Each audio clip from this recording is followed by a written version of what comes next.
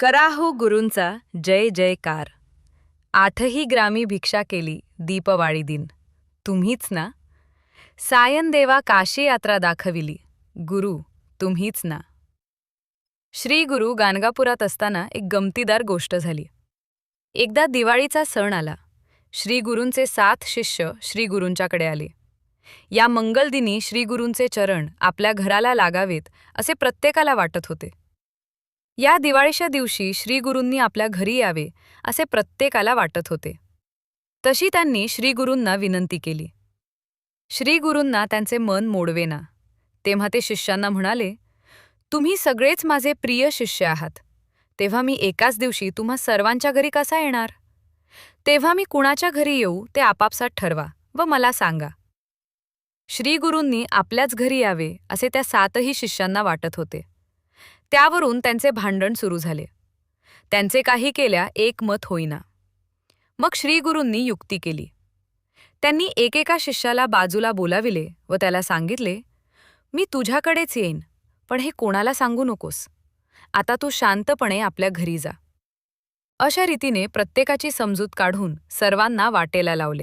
त्यामुळे श्री गुरु फक्त आपल्याच घरी येणार आहेत म्हणून सर्वांना आनंद झाला. ते सर्वजण आपापल्या गावी गेले.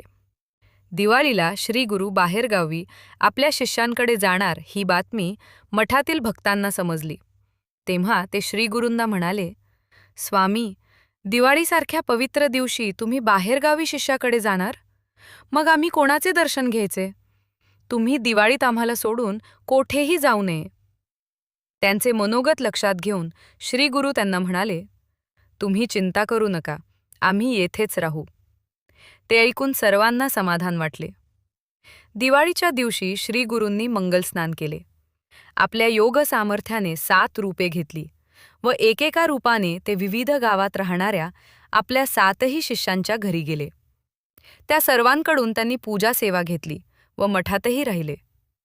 कार्तिकी पौर्णिमेला दीपाराधना करण्यासाठी श्री गुरूंचे ते 7ही शिष्य गाणगापूरला मठात आले. त्यावेळी प्रत्येकजण सांगू लागला, दिवाळीला श्री गुरु फक्त आपल्याच घरी आले होते आणि आपण दिलेली वस्त्रे श्री गुरूंच्याकडे असल्याचे दाखवू लागला. ते ऐकून सर्व शिष्य मोठ्या संभ्रमात पडले.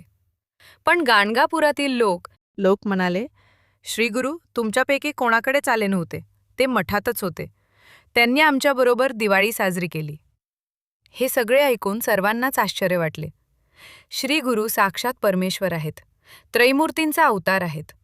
भक्तांसाठी त्यांनी 8 रूपे घेतली हे रहस्य उघड होताच सर्वांनी श्री गुरूंचा जय जयकार केला. आरस्त अवधूत चिंतन. श्री गुरुदेव दत्त.